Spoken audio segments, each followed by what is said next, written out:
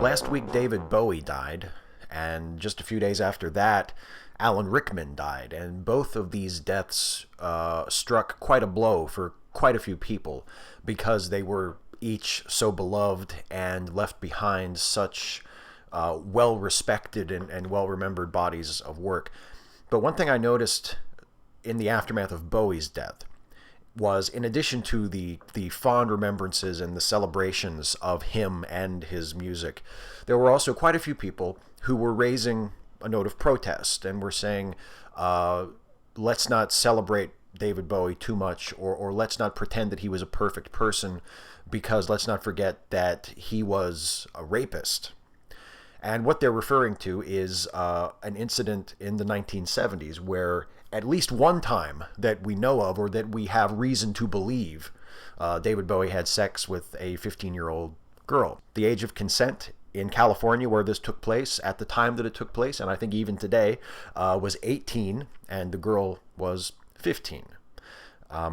And then also in the late 80s, there was a rape allegation made against David Bowie that never went to court. He was not indicted, and he denied it vociferously. But nonetheless, this is something else in his background, that people who are victims' rights advocates, people who are advocates for rape awareness, rape prevention, people wanting us to take rape more seriously and not let people off the hook who are rapists or possible rapists, they had issue with people, celebrating David Bowie. When a widely admired, beloved person dies, but this person has some skeletons in their closet, or has a less than perfect past, or has things that they did that they shouldn't have done, or that are just troubling about them.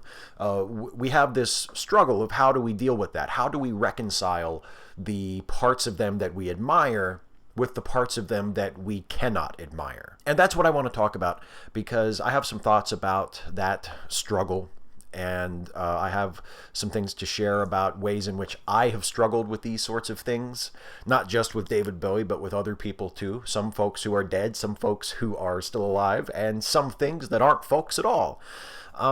So I have some thoughts to share on that. It's not really in the form of advice, but I couldn't resist framing this video in the form of one of those pamphlets that you might pick up in the doctor's office, especially if you happen to be in a Simpsons episode and you are facing a particular issue or a particular struggle. So for those purposes, we're going to call this video, "So Your Fave is Problematic." David Bowie would be the most recent example of this, for the reasons I discussed a minute ago. Another example would be John Lennon, who, like Bowie, was a beloved musician, was an undeniably significant and just widely praised and celebrated musician.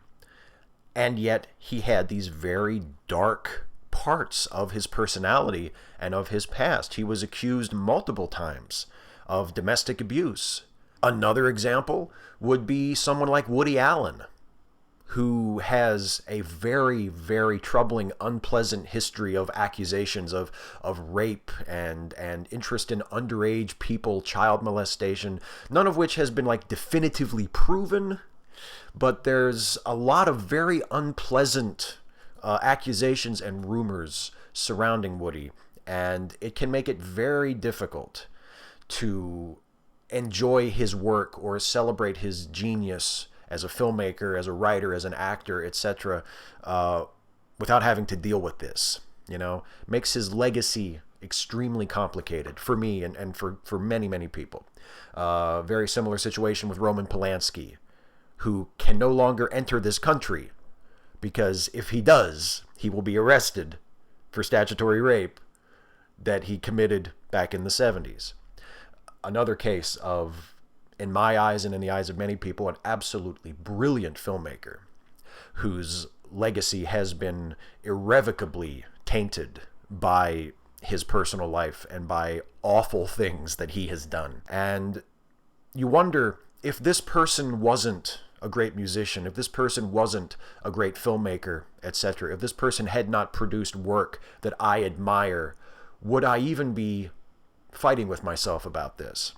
If he was a piano tuner instead of a filmmaker, if David Bowie worked at a car wash and I heard that in the 70s he had had sex with a 15-year-old girl, would I even be faced with any of this conflict and need to reconcile it? Or would I just say, fuck that guy? And that's a really good question. And it's a question that I think is worth asking.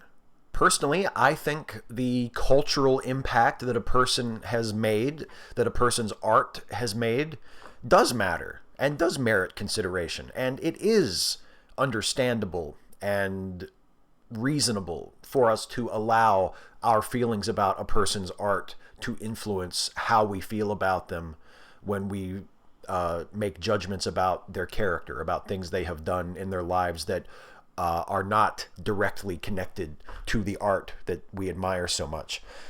It matters if this person has made a significant contribution. It doesn't absolve them of their crimes at all, nor should it, nor should we absolve them of their crimes because of their great art. But it does make it more difficult for us to grapple with them. It makes it more likely that we will decide that we need to deal with them rather than simply write them off. If Birth of a Nation were not one of the most influential and important films ever made, it would be a very easy decision to forget that it even exists, because in addition to being incredibly important and influential, it is also incredibly, offensively, almost unwatchably racist. And if it had been a shitty movie and aggressively, offensively, almost intolerantly racist, easy. No decision there. No, we don't have to watch this. This is garbage. We can throw this away. But we can't throw it away because it's culturally significant to us, and as is the music of David Bowie. We all struggle with this. Some of us struggle more than others, and we often reach different conclusions when we come to the end of the struggle, or at least come to a nice stopping point in the midst of the struggle.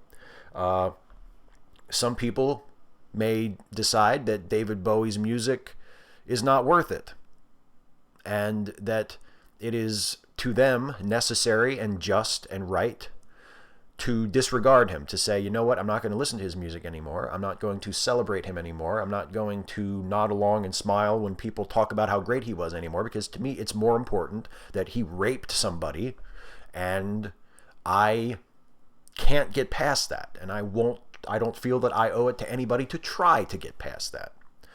Some people reach that point very easily. And some people reach the opposite point, and they say, he did something horrible that I can't deny and that I won't deny, but at the same time, I can't deny this man's music. I can't deny his contribution to our culture. I can't deny what his music has meant to me personally. And the thing I really want to stress is that, to me, both of these destinations are equally valid. It's not right or wrong to decide to accept Bowie and celebrate his life despite the rape accusations, and it's not right or wrong to decide to be done with Bowie and say, I don't want to have anything to do with him or his work because the things that he did or might have done, probably did, whatever, wherever you come down on that, those things are too awful to be excused and too awful to be apologized for, and I just will have nothing to do with it. Both of those places are completely valid, and I think we need to respect each other in the places that we come to about that. If you decide for you personally that Bowie's music means that much to you, and you are willing to enjoy it and celebrate it and find meaning in it despite what he did, then that's perfectly fine. And you should do that. But you should also allow other people to come to the other conclusion. You should also respect that other people see him in a different light and have decided for themselves that the rape allegations are not something that they are either able or interested in looking past. You have to respect their right to do that, because that is not an unreasonable position at all. And by the same token, if you are one of those folks who have come to that conclusion and you've decided, the hell with David Bowie, the hell with apologizing for a rapist, the hell with forcing myself to listen to music made by a person who did something that I find utterly reprehensible and inexcusable, the hell with that, that is also a completely valid place to be. But understand that for other people who grew up listening to his music, who found great value in him as an artist, who felt a real genuine emotion when they heard of his death, a real sense of grief and loss, respect that they have the right to feel the way they do as well. That's why I say that website, Your Fave is Problematic, should just include everybody. Because no matter who your fave is, chances are quite excellent that for whatever reason, your fave is problematic. But how you deal with that is, and ought to be, up to no one but you. Hey folks, I hope you enjoyed this video. If you did, please like it, share it, subscribe to this channel if you're not subbed already, and also please consider helping me to make more videos like this one by supporting this channel through Patreon. You can go to patreon.com/Steve Shives to become a patron. Thanks again for watching, and I'll see you next time.